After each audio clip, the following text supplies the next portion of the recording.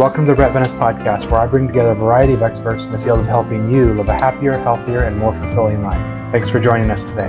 Hello and welcome. I am here with Tenay Benes, a very special guest, Lieutenant Colonel in the Army, 7-part healer and wellness entrepreneur. You have an enormous amount of experience in wellness, in healing yourself, in healing others. And I really wanted to sit down with you in front of a camera and just let people see a glimpse of the amazingness that I see every single day. Tenay, how are you today?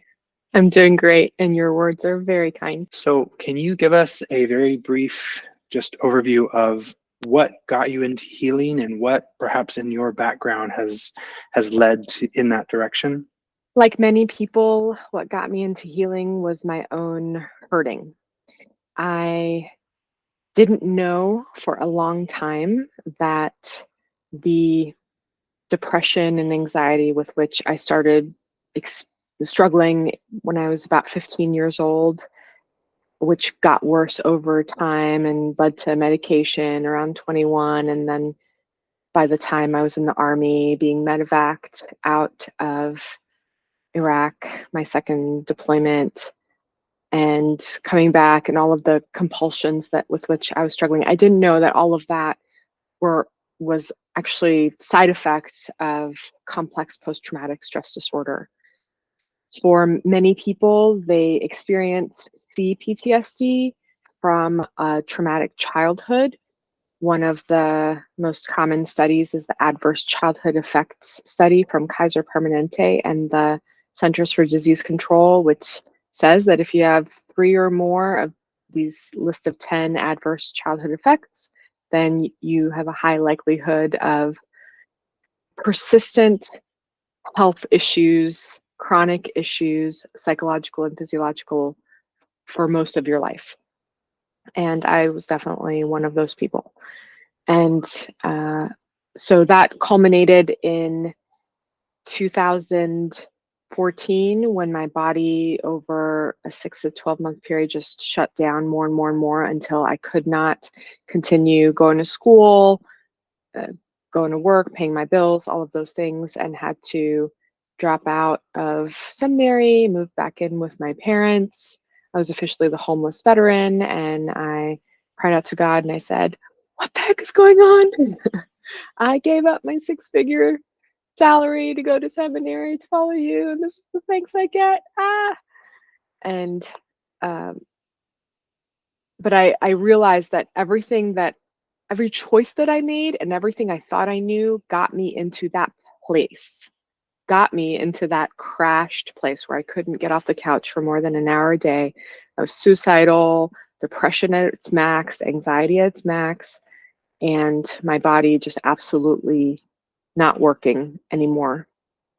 And I realized that I had to change everything about what I thought I knew and how I lived my life in order to get out of that place. And I started through a prayer journey, identifying different therapies and lifestyle changes that I could implement that addressed my mental health, my emotional health, my physical health, and my spiritual health, realizing that they were all connected and they each affected each other. And so I had to kind of move up the levers on each one a little bit until they were all moving up together. And over time, I started getting better and better and better. And then learning how to heal, like anything, is a journey that gains momentum. And once you gain momentum, you realize sometimes that, wow, there's even more to heal than I thought at the beginning. But you also get better at healing faster and integrating more and more techniques and research and understanding and experience. So I've been on that journey for 10 years. I would say today that my mental and emotional health is amazing, but my physical health, which is a downstream effect, a downstream symptom of the way I used to think and the thought patterns and the anxiety responses and all of that stuff, my physiology and the programming in my body is still somewhat affected. So I am now in this season of trying to rebalance my hormones and set my muscles free of muscle memory and uh, an overactive pain response and some of these things. So fine tuning and getting rid of the last side effects of having been really mentally and emotionally broken all those years ago. So how did that segue into you helping other people? We've talked a bit about your own journey and some of the things that you learned from that. And I would love to go back and touch on a couple of those points. But how did that segue into you helping other people? I, by nature, am an evangelist in a way. Evangelist as in whatever I think I know, I start sharing with other people. And I start saying, hey, I just discovered this amazing thing. You should totally come check it out. Whether that's a new band, whether that's a new store, whether that's a new higher power, or whether that's healing, learning how to heal and learning and discovering all of these things about myself that I never knew.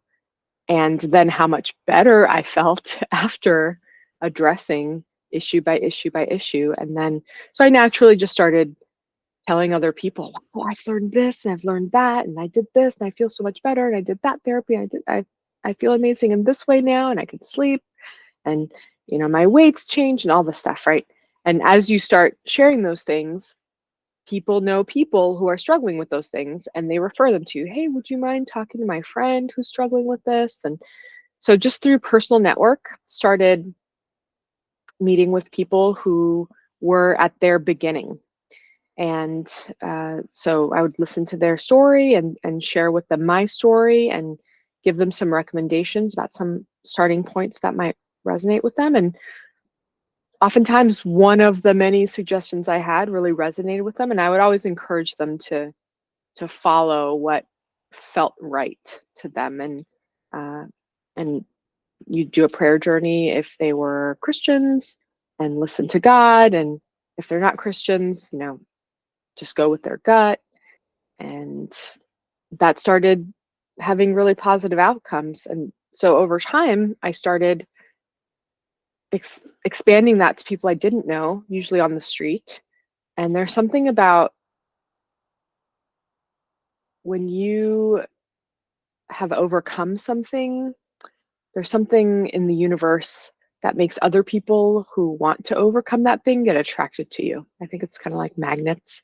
And people, strangers would just tell me, excuse me, strangers would just tell me that they're struggling with this chronic illness or that issue, or they'd lost their hearing in the war, or they were an amputee and they had really constant pain no matter what they did. And so I'd be like, okay, well, one, can I pray for you? And two, can I share with you some other things that I've learned in addition to spiritual healing, some psychological things, some physiological things that you can do. And I started printing out business cards, like if they wanted to follow up. And over time, I created a blog where I could share some of these experiences I had had, or some healing experiences they had had, as well as frequently asked questions, stuff I know about the therapies I had experienced about healing, etc., to try to be a resource, a non-professional, but still consolidated and accessible resource for people to heal. And what a joy to see my trials and suffering turn into someone else's freedom and joy. I mean, there's no greater reward, I think, than being able to turn death into life in that way. So one of the things that I have observed that you do really well and that I love about how you help people is you really focus on empowering people, even when you are telling them X, Y, and Z, these are the different things that can help you, and here's probably what's going on. You really focus on empowering them to pursue their own journey. Why don't like you pray and ask your higher power which one of these you should go look at. You consider these three things and which one stands out to you. What I mean, I find that to be such an important lesson, not just in the short, like not just in the short term of like figuring out what's going on, but in getting the other person to embrace their own journey. That type of question, that type of step to lead them through is immensely important. What taught you that sort of thing in how you approach helping other people? It was that moment when I realized that there was no one thing that got me into this horribly depressed and quickly dying state. It was all the things I had ever done in my life, all of the on purpose choices as well as the not on purpose choices.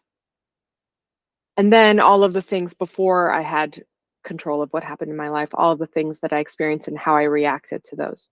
And although that could sound like a very condemning realization, it can be easy for some people to say, oh, this is all my fault and I deserve this. And I just messed up my life so bad that I just need to shrivel up and die. For me, that realization was really empowering because I said, well, if the choices that I made got me here, then the choices that I make can get me out. Because it's only the thing that hurts you is a thing that can heal you. Or let me say that again. Only the thing that hurts you can heal you.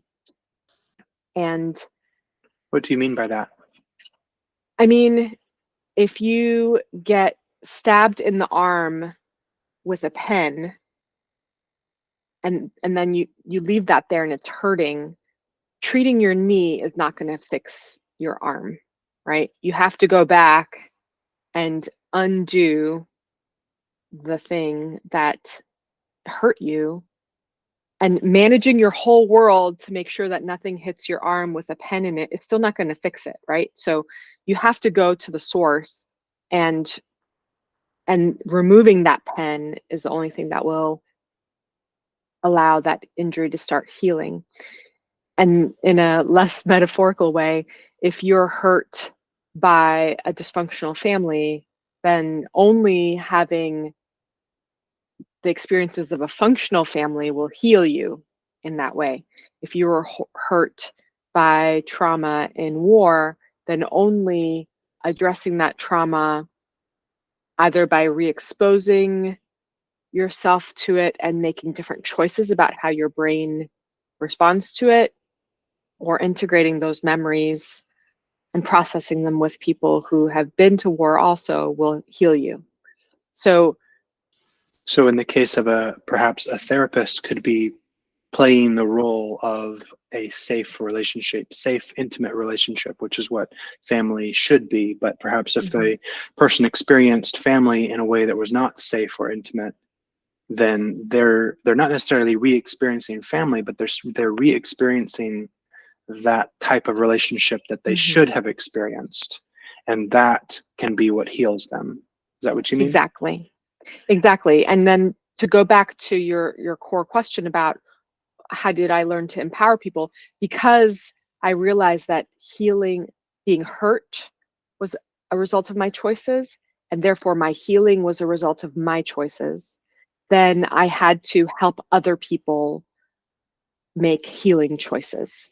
And you can only do that when they understand the power that they have, the responsibility that they have for the hurt that they have caused over time, but really the power that they have to make healing choices. And that begins with teaching them how to tune in to what one speaker, Dr. Leaf, I believe, calls the wise mind, the part of us that knows when something's wrong and knows when something's right.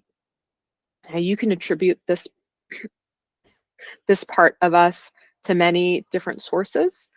Sometimes it is where some part of us has learned over time, that through TV or through other people's lives, friends' lives, etc., etc., what is beneficial and what is harmful.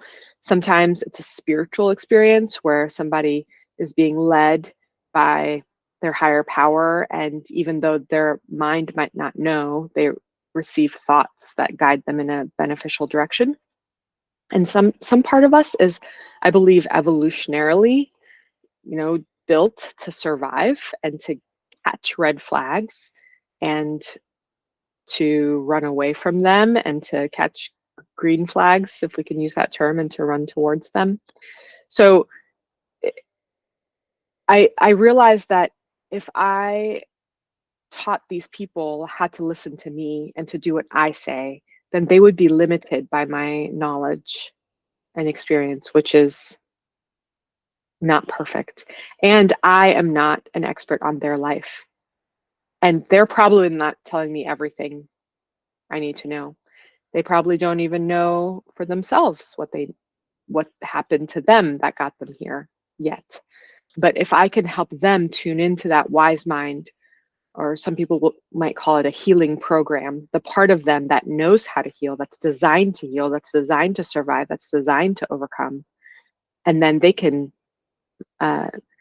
exercise that part and make it stronger and stronger and stronger over time, then their healing journey will become exponential in its momentum as well. So what was the moment for you when you that part of your brain, you feel like you reached a point where it started growing? It was no longer trying to, like, you were no longer trying to get it going, but it started going on its own, as you described. I've never asked myself that question before. The thing that comes to mind is how difficult it was in the beginning, how getting up out of bed was so difficult, how praying and listening to my higher power's guidance was so difficult, how going out for a 20-minute walk was so difficult, how trying to ingest food without generating an inflammation response was so difficult. And at the time, I felt like I was hitting my head against a brick wall. No matter what I tried, I wasn't getting better.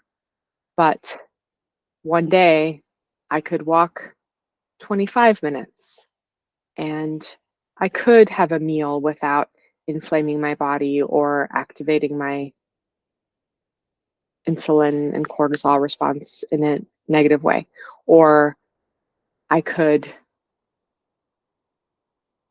pray and hear guidance and feel confident about what I was going to do next.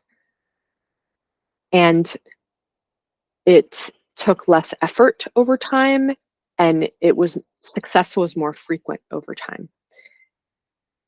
It took fewer weeks to pray about things before I got guidance. It took fewer attempts to do something before I got better. And then there were a few key therapies that were crucial for me to experience and then learn how to do for myself that I think really launched my healing. One was eye movement and desensitization. Sorry, I'm EMDR, eye movement, desensitization, and reprogramming. The second was inner healing prayer, which is a version of EMDR, but with the resource of your higher power specifically.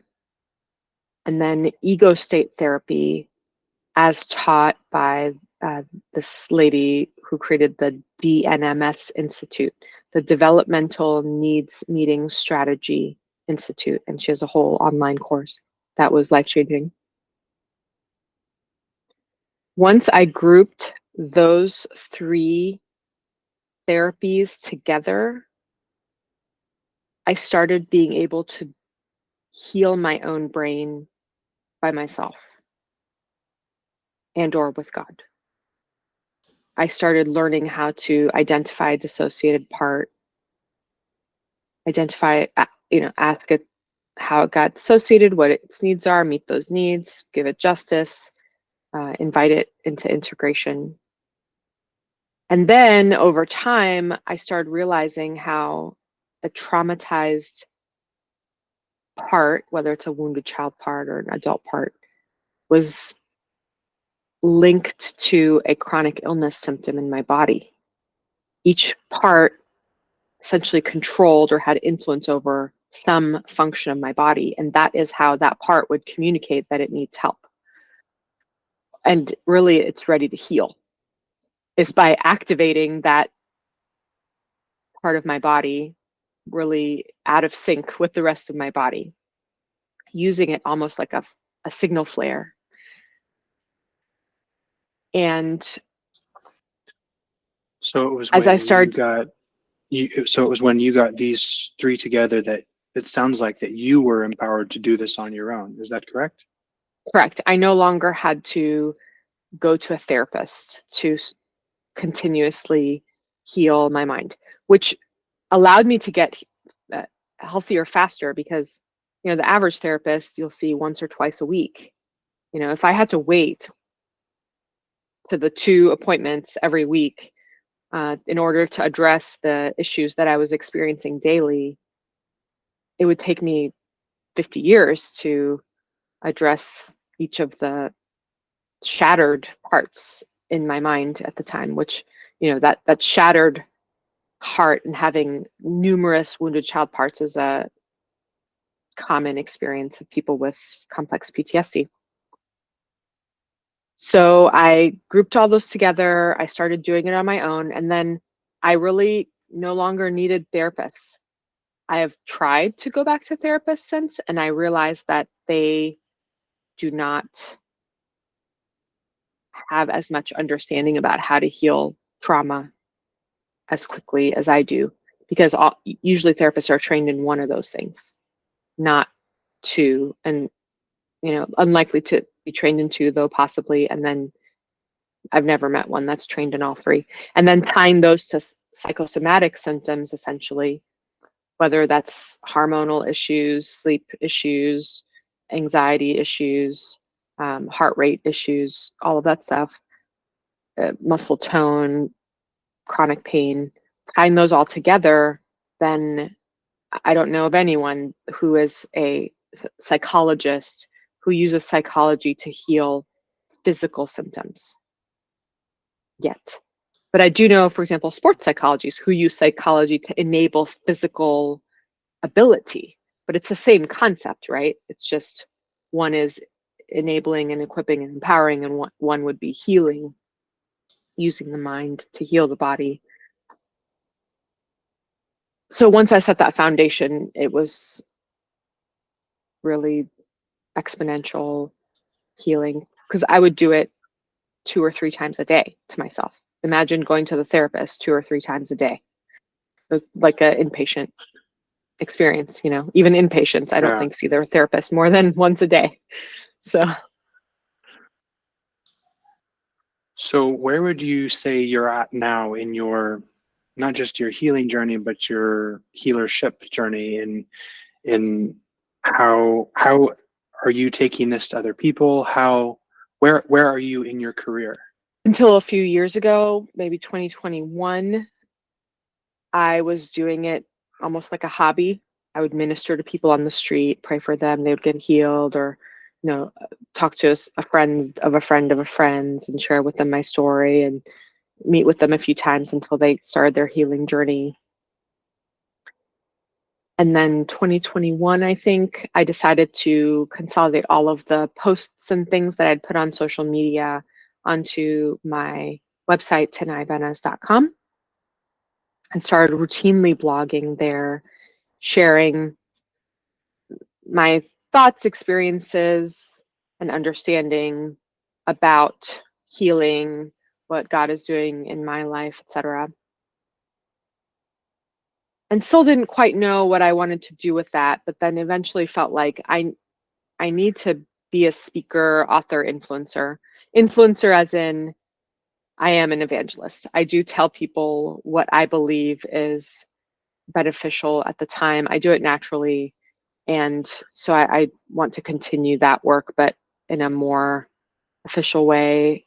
And then author, because I'm a blogger, but a lot of these stories I could consolidate into one or more books. And I've had many people tell me, you have to write a book. There's so many books in you. Can't wait for the book. I love reading your blog. And then the speaker part was kind of the new part, because I didn't do a lot of video. I mean, I've done online classes and things that I've taught mostly about spiritual skills, building spiritual skills. But about a year ago, then, when you and I moved to Colorado, we felt our higher power telling us, okay, it's time to bring this together and really take all of the things that you've dreamed about and start pursuing them in a big way. So that's when we set up our company and figured out the nexus of the dreams that you had and the dreams that I had and the things that we felt our higher power leading us towards, and figuring out how to combine those in a meaningful way. So today we are doing webinars for healers who want to learn how to integrate every part of a person in their healing journey, and to learn how to partner with other healers to do so. We have YouTube channel with multiple podcasts. This is yours. I have my own, Truly Tenay, where I share life-giving perspective on common experiences. And we also have our kitchen conversations thing, which I feel like is more just an outlet for all of these random topics about life you and I have. This is what you and I talk about all the time. So I know. Might as well record them. Exactly. This is every day in our life. And so I'm trying to build up an audience through, especially for speaking gigs and online content, focusing more toward videos. I'm not a huge video person, haven't been so far, but you're getting pretty good at making them, and I'm learning from you. And video is where it's at. And soon 2D video won't be enough. People will want VR experiences, and we'll have to learn those, so just getting the word out. Yeah, getting the word out. And also, taking my technology acquisition background, grouping it with helping people get equipped and gain understanding.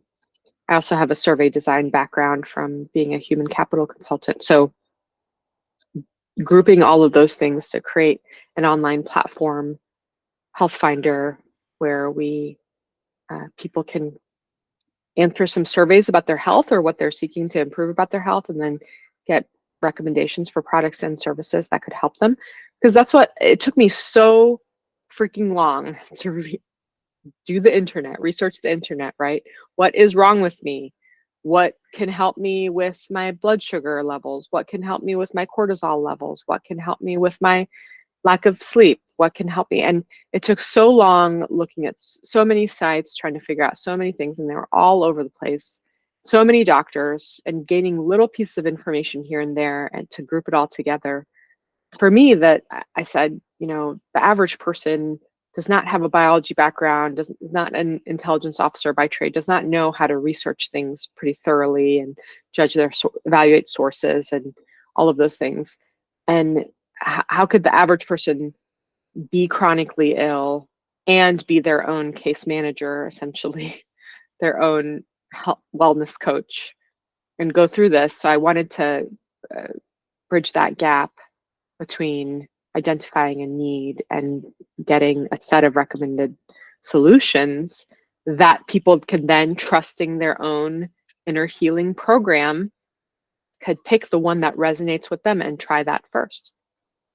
And that's a huge dream. And then So you're building a system for something that it usually takes years for people to kind of manually go through, and usually led by themselves, because doctors tend to be very focused on the one issue that they're trained to deal with. And so it usually falls on the patient to go to that doctor. Okay, that didn't work after I've spent 6 months working with them. Okay, or maybe I got a partial fix, and then, okay, I still have stuff wrong with me. I'm going to try this doctor and this doctor and this doctor. And it takes years to do that. Yeah. And what you're designing with Health Finder, with your all of your background in the tech space and the intel space and the health space and the business space, what you're designing is basically a way of taking years worth of work and countless dollars of, both on the medical side and the patient side, and figuring out how to do that in basically a couple hours on the computer. Yes, that is the goal. And realizing that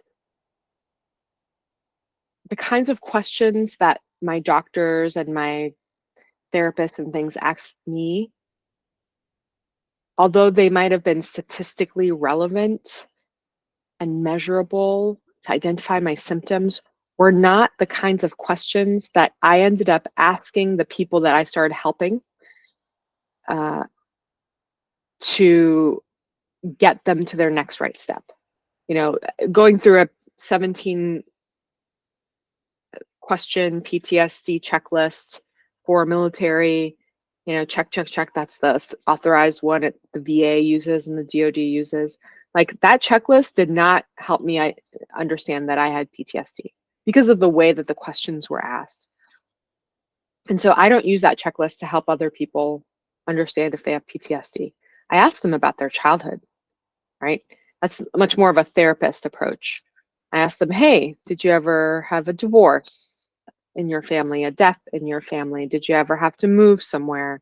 Did you ever have anyone in your family go to jail or be gone for a long time? And on, right? Someone with a chronic illness. So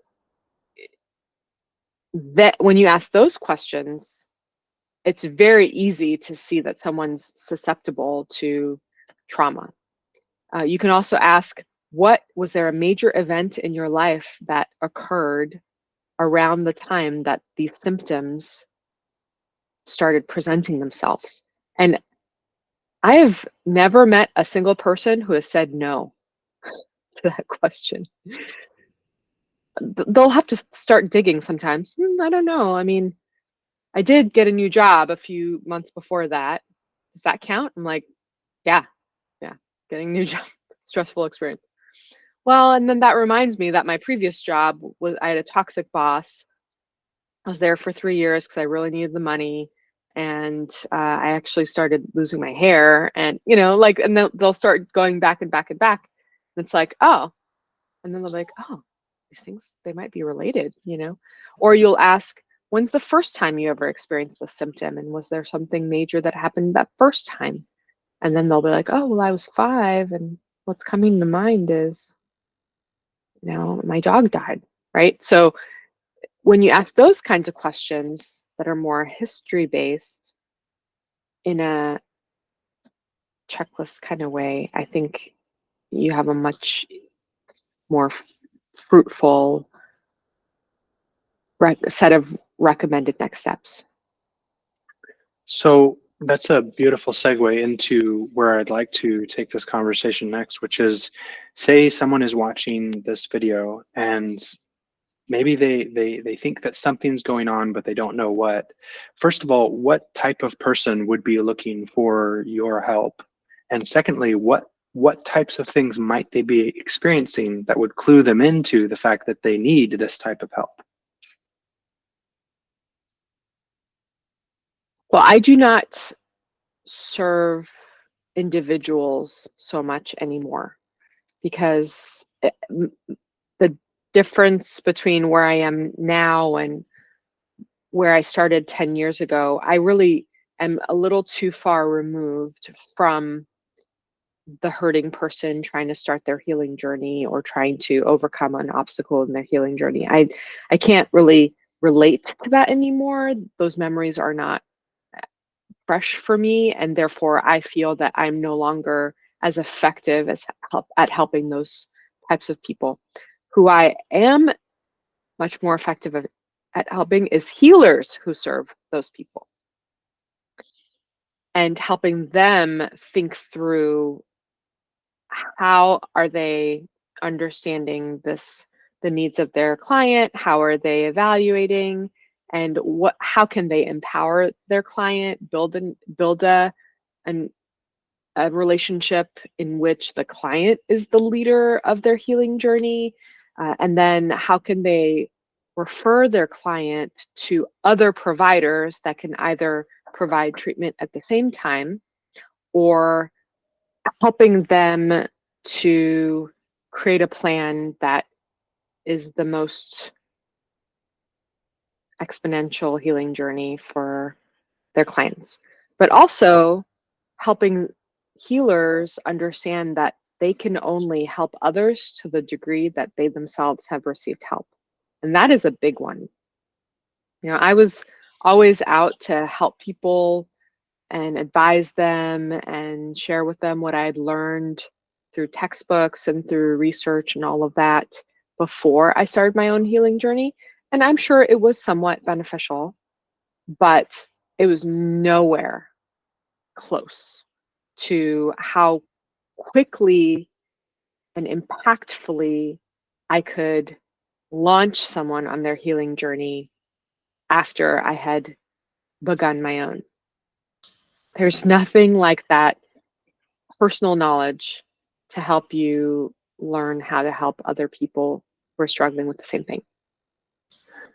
So it sounds like the people that you are focused on are the healers themselves, and what they might be experiencing is that they're perhaps not having the level of impact that they're looking for, or their clients are falling off the wagon continually, or something like that. Is that an accurate summary, or what would you add to that? That's a good start. People who just want, they're frustrated with the lack of progress of their clients. You know, if you're a therapist and you're seeing your client week after week after week, and after a year you're having the same conversation with them that you had a year ago, well, that person's not growing or healing in that area. Now, if they're growing and healing in other areas, perhaps those issues are upstream. But if they're coming to you emotionally venting and then going back to make the same lifestyle choices, I mean, there might be a financial benefit to you and a short-term benefit to them, but you're really not healing them. You're just helping them manage their symptoms. So if you, and for example, a healer I recently spoke to said she was baffled. She would have two clients. They would have the same injury, physical injury, under the same conditions. They had the very similar demographics. She would provide the same treatment to them. One of them would get better and one of them wouldn't. And she'd be banging her head on the wall about the one that wouldn't. And over time, that led her to realize that there were other issues involved, psychological issues, because she happened to be a physical healer. So people like that. So this is normally where I would ask, like, what would be the first 3 steps that you would suggest for someone starting their healing journey? But it sounds like you're focused more on the people who are helping those people. So what would be the first 3 things that you would suggest to a provider or a practitioner or a coach or someone who's experiencing some of the things that you describe, but don't know where to start, don't know, they know something's off about their practice, about their healership, about something, but they don't know where to look first, what to do next? What would be some things you'd suggest? The first step to diagnose what the issue might be is, what are the issues they're seeing in their clients that they're unable to help their clients overcome? For example, client comes to them and with anxiety and depression, they're able to help them with the depression, but not the anxiety. Then how I would diagnose that is that that provider does not have enough of a personal experience of overcoming anxiety to help that person. Now, there's 2 things you can do with that. One, you can ask yourself, do I actually have anxiety myself, untreated anxiety myself? And therefore, I'm inadvertently promoting anxiety in someone else. And it's completely subconscious, but it's in my tone, it's in my word choice, it's in the way that I lead the conversation, etc. And the Promoting, second or thing at is least perhaps hindering their healing of it. hindering, exactly, or and therefore they're blind to some of the root causes. Alternately, that provider might not have anxiety issues, but just have no insufficient personal experience to to understand the issue in a meaningful way. And therefore, the question is, what other provider do I know who I can either consult with personally or refer this person to, and help my client find a provider with specific skills.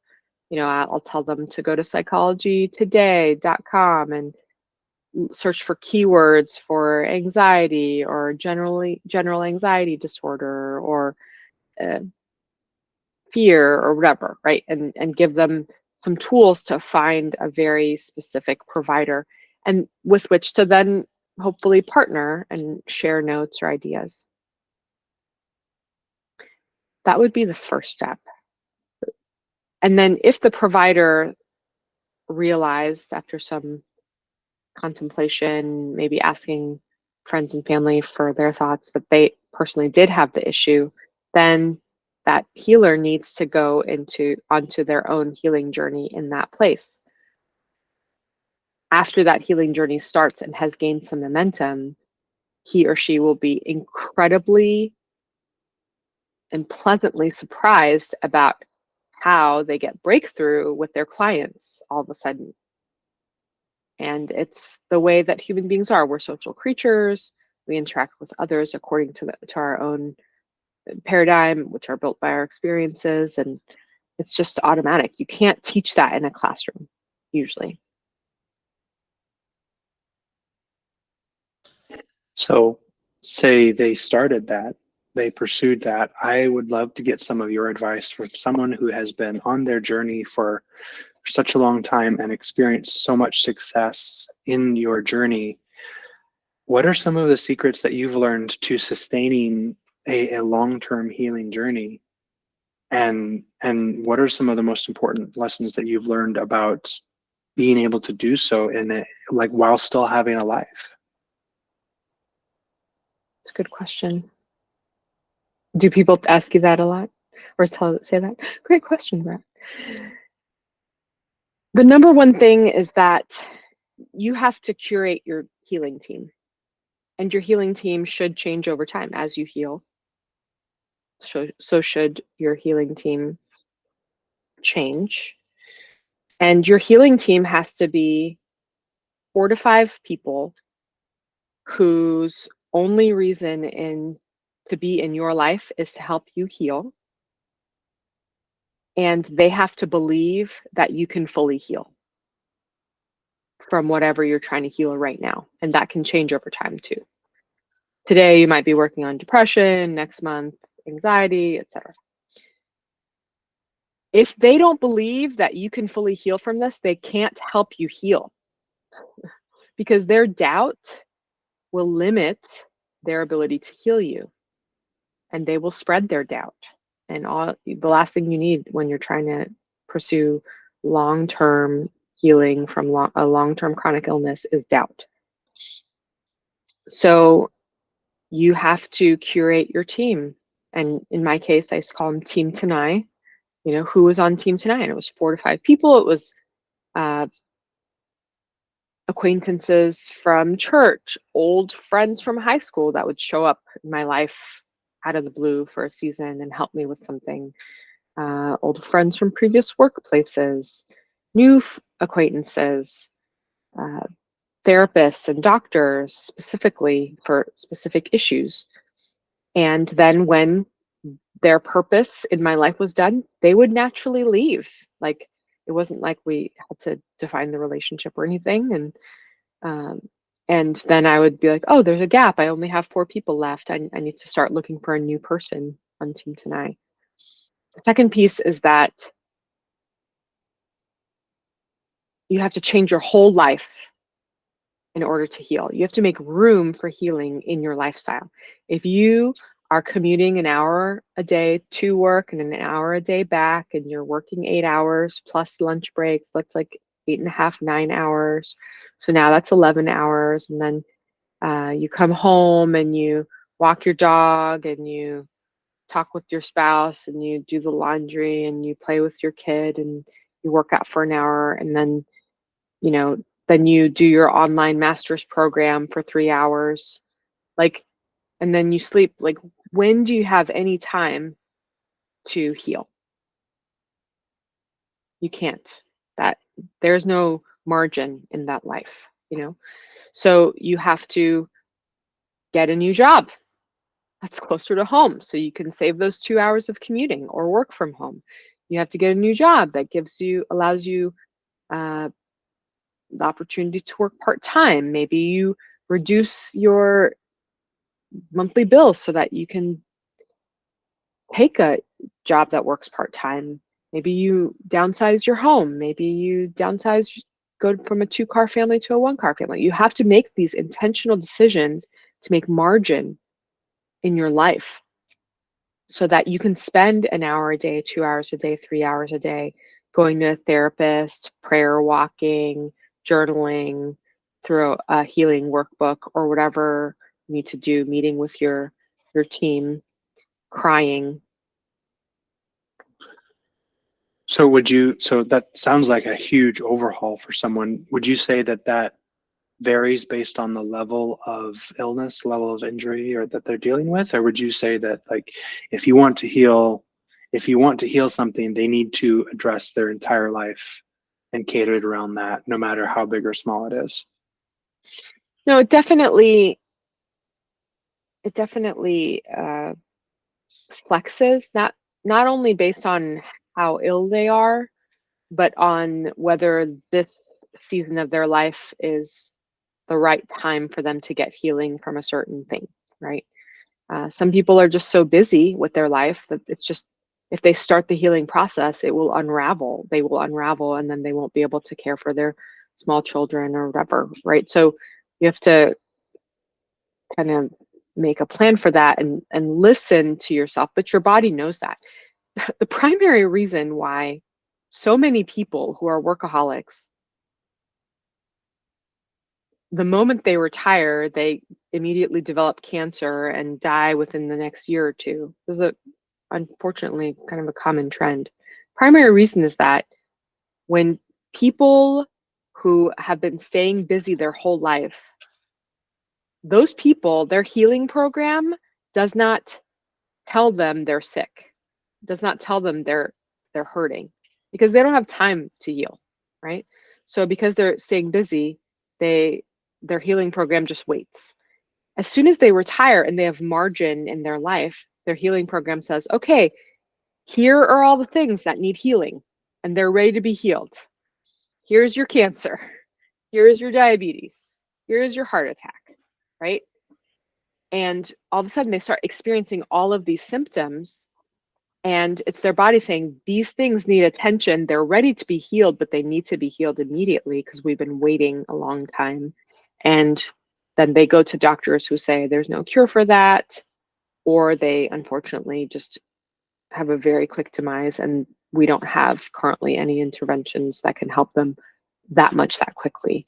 But I believe that as a society, we will over time. So you're saying find time to spread it out. It's like going to the gym, where you can't go to the gym 12 hours a day for a week and expect to get fit. You have to find a little bit of time consistently to take care of yourself. Mm-hmm. Yes. And as you gain some momentum in your healing journey, you will often find that you have much more to heal from than you realized. But you also have many more successes under your belt than you did before. And therefore, with all those wins, then the energy to be able to go after those bigger and bigger issues, and make more margin in your life over time, because you've tasted the benefits. Well, unfortunately, we are drawing near to the end of our time. I would love to keep going. And obviously, these are conversations you and I have all the time. And so we could keep going literally for a very long time. But just in wrapping up, what are some things that you would recommend for someone, either they're healing or they're a healer? What are some resources that they could look into? What are some things that they could go try out? Or I know you've done tons of therapies. What are some resources, some channels, books, different things that you've found helpful, or the people that you've helped have found helpful, that you could recommend to the audience?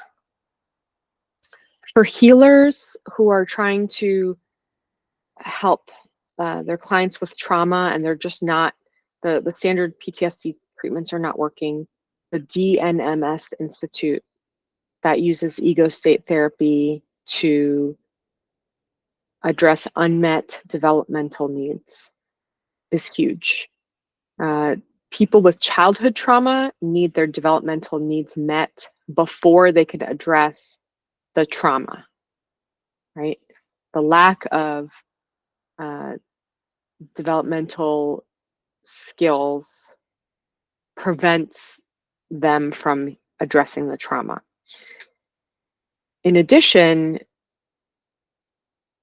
people who do trauma healing but are not getting all of the benefits that they're looking for should look into a relationship repair protocol from Patrick Teehan.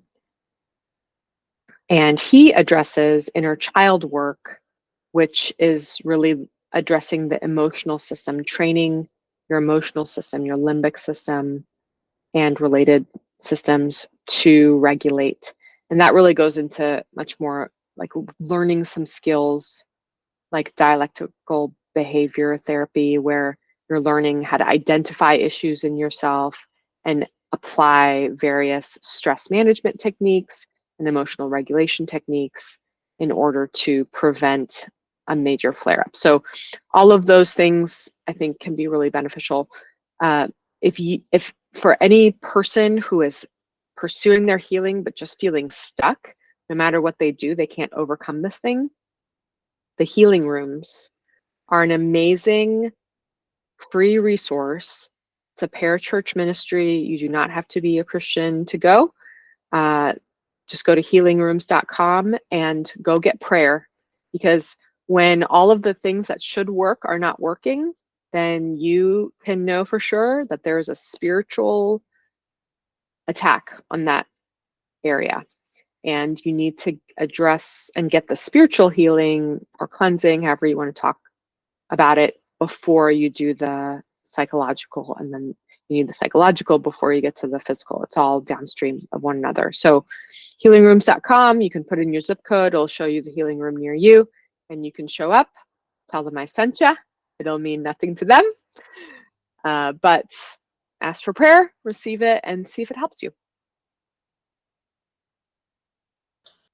All right. Well, this has been a really unique conversation in the course of this podcast, because most of the time we talk about healing in a specific sector, but our conversation today has really been almost a meta conversation on healing, where of course we talk about your journey. We talked about your journey of your own healing from various chronic illnesses and diseases that you were working through in the military and all of that, but then about how your focus and how healers themselves need to work on these different things and need to address the issues within themselves and in their practice. And then just the different issues that you talked about in kind of looking beyond a single area of healing to the broad scope of what are all the different things that might be going on beyond this single symptom issue that I'm looking at, and really just kind of taking it up to the next level and taking a broader perspective. And it's been an amazing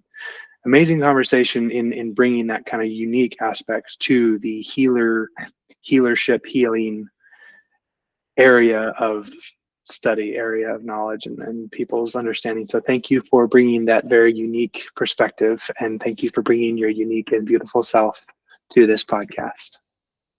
Thanks, cutie. See you next time. Are you a healer, teacher, coach, or some other kind of wellness professional? Well, we have some resources that we designed specifically for you. You see, I believe we are on the edge of a new stage of human civilization, and people like you are going to lead the way. If you're interested in learning more, head over to benescompanies.com/7-part healer or hit the link in the description below to see what it's all about. See you there.